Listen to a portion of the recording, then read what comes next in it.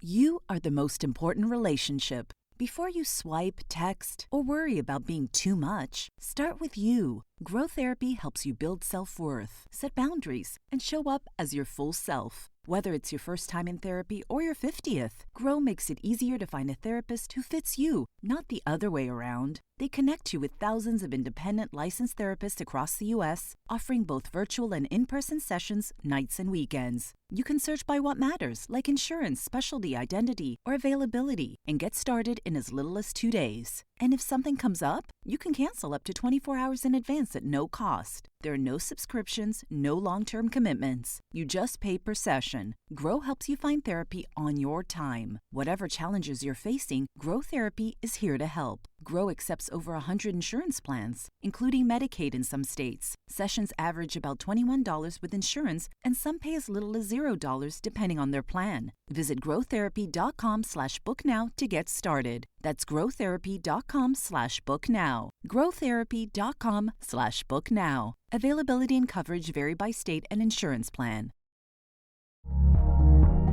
Welcome to Seeing with Your Soul, the podcast aimed to inspire you to find your voice and become the best, truest, and most authentic version of yourself. Spiritually intimate soul-to-soul conversations, life-changing insights, and spiritual teaching and healing. Real, raw, unfiltered. Join your host, Tisha Michelle.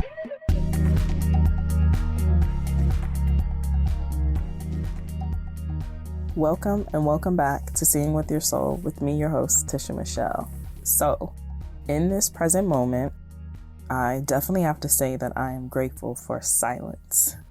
I mean, with so much noise going on, I really truly just have to appreciate the silence. And I don't even really know how to explain it because it's such a good feeling.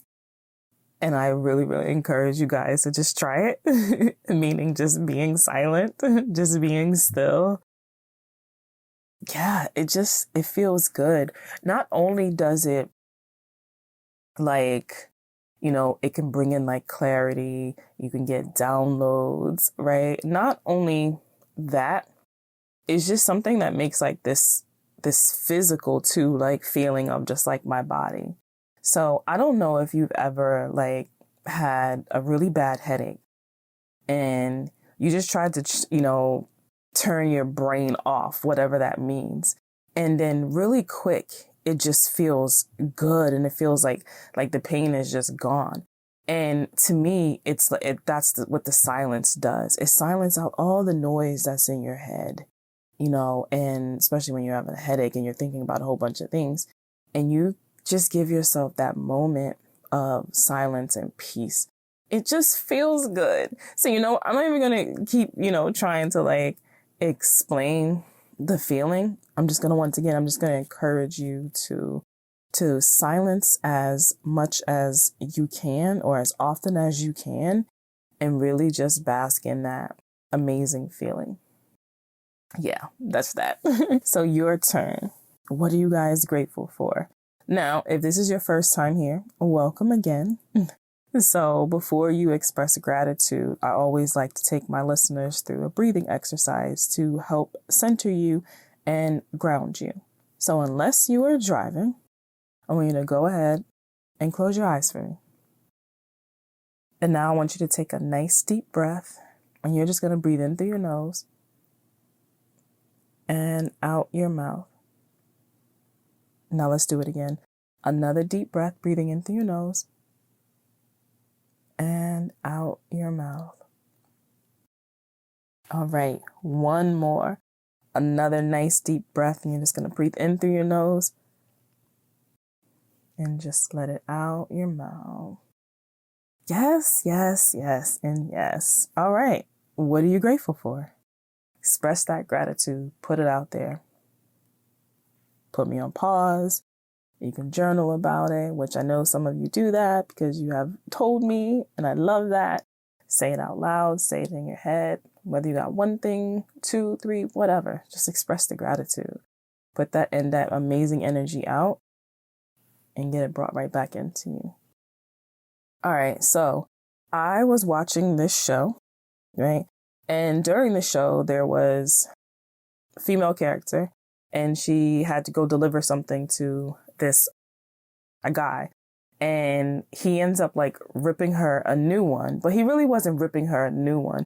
He was basically like just telling her that it's a doggy dog world. And if don't let people walk all over you. You got to stand up for yourself and yada, yada, yada, yada. And she starts crying and she just like leaves out. Well, someone, above him said something to him about making her cry. So he comes to apologize to her. So when he apologizes to her, she said, I wasn't crying because of what you said to me. She was like, I was crying because I'm working really, really hard with low pay. I don't have my own place. I have 3 roommates. And she said, and I'm the first one in my family to go to college. And there was probably a couple other things in there, but I don't really remember what they were. But they weren't actually, me remembering that's not super important. However, when I was watching that, it made me think about a time when I was going to throw something away in the kitchen at the trash, and the trash was like overflowing. And this wasn't the first time that it's been like that. And it was overflowing because the kids didn't push the trash down in there, right? So the bag, if whatever they put on the top didn't go all the way down, they just piled it up on there. And I just snapped and I started crying. I didn't snap on them. I just snapped within myself and I just started crying. And I went in my room and I just cried. And when I calmed myself down, I was asking myself, why was the trash so serious? And then I realized it wasn't. What it was I was crying because I was overwhelmed. I was crying because I was judging myself. I was crying because I was burnt out. And who knows what else, why I was crying. And I want to ask you, have you ever experienced a time where you might have snapped on someone, or you might have found yourself crying over something in hindsight that just wasn't cryable? Is that a word, cryable? Wasn't cryable? Yeah. You get what I'm saying. And I know that has happened to me more than once. And I allow the weight of the world and the weight of everything else on me. And what's that saying? The straw that breaks the camel's back, something like that. And you'd be like, I've had it, right? And you're so frustrated, you snap or you're crying, and it has nothing to do with the thing. And people around you, if they're witnessing it, is like, what is going on? It's not that serious. And in actuality, it is that serious to us. And it's not about that. It's about everything else that's going on. Everything else that's going on, right? So when you feel good about yourself, it's a lot easier to cope with life, like the ups and downs, whether it's big or small events. And you see, we can be our own biggest critic, like being really, really hard on ourselves. Maybe even like at times, I don't know, I guess like not really extending grace to ourselves. And maybe even sometimes considering ourselves a failure. And we're just seriously, seriously judging ourselves really hard, right? So when you have that snap or that, air quotes, that breakdown, it's because sometimes we just really just don't feel good about ourselves. We don't feel good about the position we're in, where we're at. We may feel like, we don't have any help. We may feel like we're alone. We may feel like we should be here. We should have did this, or I shouldn't have done that. Or I'm not happy with my job. I'm not happy with the way that I look. Whatever it is, we're being our own biggest critic. So when I was watching the show and she was crying, I was like, dang, she really let him get to her. And then when she spit out all those things, I really felt it. While I don't think the show that I was watching was really going for that because of the overall show, like for you to get that feeling in that sense at all. However, I did feel that. And I was like, I feel her pain, where I've hold so much in and have so much weight on my shoulders that at any moment I can snap. I can have a breakdown. And it really just made me think about how important our emotional health is and how much, especially as women, we take on a lot. And it's almost like that unspoken thing where we're meant to, take on a lot because we can handle it and because we're tough, right? And we're still human. And we can, at any time, have a breaking point. So I wanted to come on here and share some practical ways that we can, have better stress management and also like boost our self-esteem. So a lot of times I'm on here and I'm talking about like spirituality and the spiritual aspect. However, I do believe we need to combine our spirituality with the practicality.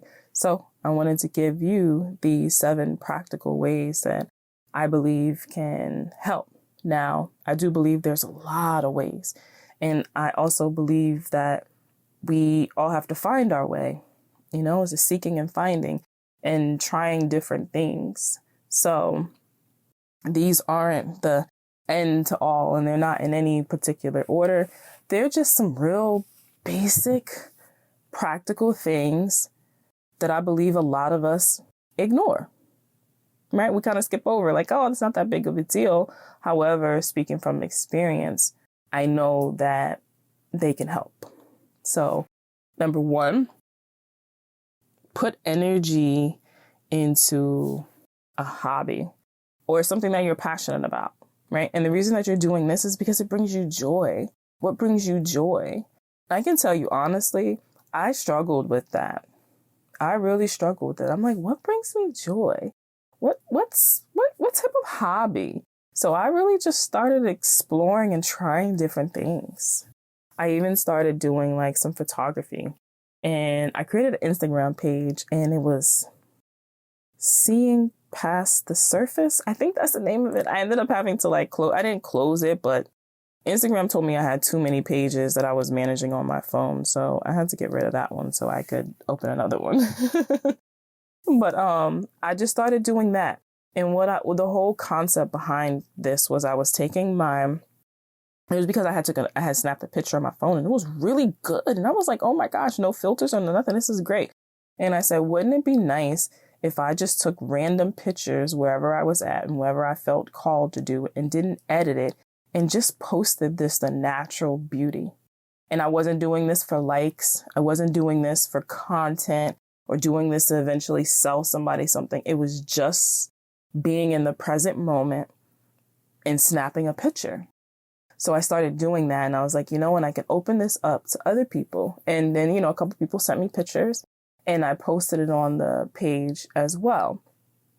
And I was like, I just kept having this strong feeling like I just want to do something. I want to just do something that's not about me selling, and it's not about me, teaching people this or guiding people on this.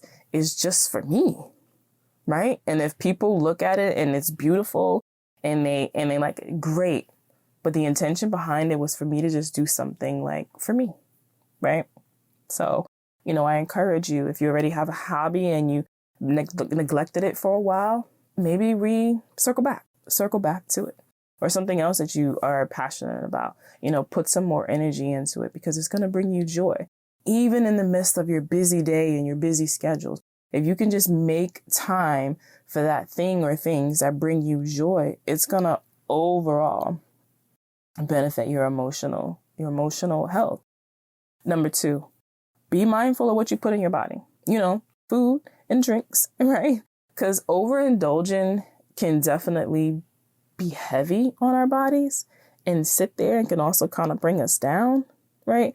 So I'm not telling anybody to go on a diet. You got to do what is best for you and what is healthy for you. And I believe we all kind of know that. It's kind of like when you eat a certain food and you feel miserable afterwards and for a while. kind of like that your body is giving you that indication, like, we don't like this. We don't like this, right? I know for me, it's pizza. I love pizza, but it's like, and it's a hit or miss. So weird. However, I can eat pizza and I swear my stomach swells up. And I'm like, damn, that pizza was so good, but oh my gosh, is this worth it? No, it's not, because when I start to feel miserable and my body feels heavy or feels like sometimes I can't even stand up straight because the way my stomach is hurting, like, I'm then even harder on myself. Like, why would you do this? You know that this happens all the time. Like, oh my gosh. So being harder on myself on top of how I may already be criticizing myself, it's not good. Not good. All right, number 3. Exercise, meditate, do some yoga, whatever. There are studies that show that those activities are really effective for stress management. So try all of them until you can find what works for you. So number 4, set some weekly goals. So I personally believe that this can help you keep on top of things like your day. Right? So it's like that reminder that you are doing something, you're getting something done, you're moving forward. If you are a long-term listener, you know I always talk about my list. I love creating a list, and I will do something and it's not on my list and I will go put it on my list just because it's so gratifying to scratch it off of my list. So I just say set like a weekly goal of things that you want to get done and get them done, right? It's like sometimes when we just kind of like are just going and going and going, it just feels like we're not getting anything done, at all. So if you can break it down and put it into like some weekly goals and even maybe have like a to-do list and, start getting those things done and scratching it off, you can remind yourself that you are moving forward. You are taking action.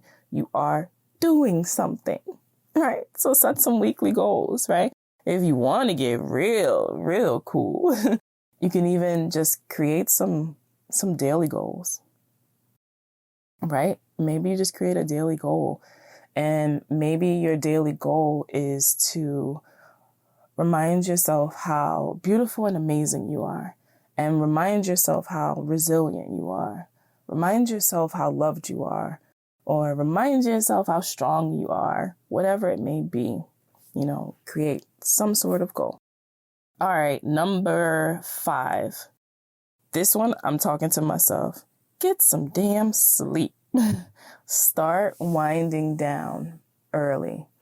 So I have been starting to wind down very early now. And I'm moving into this thing where I'll stop seeing clients. My last client will be at 5 p.m. because I really want to start to wind down and be in bed by 10. It's a task considering now lately I have been going to sleep about 3 in the morning, just wide awake. I get that second wind at 10 p.m. and it's a wrap. I'm up. But you know what? Since that was happening, I was actually taking advantage of it and I was getting a lot of things done because there's no distractions, right? There's no phone calls, there's no nothing. And I was getting things done. However, that's not the healthiest for us. It's not the healthiest for me. And I'm not trying to tell you what's healthy for you, by all means. However, sleep is really, really important for us, right? So get yourself some sleep, because when we, lack that sleep, it can make us like grouchy. It could make us just even more fatigued in that sense. So, I don't know if you're a person who is able to take naps. If so, take a nap. Start winding down early. Try a couple of different things till you can find something that works really well for you that allows you to get some quality sleep, some nice quality sleep.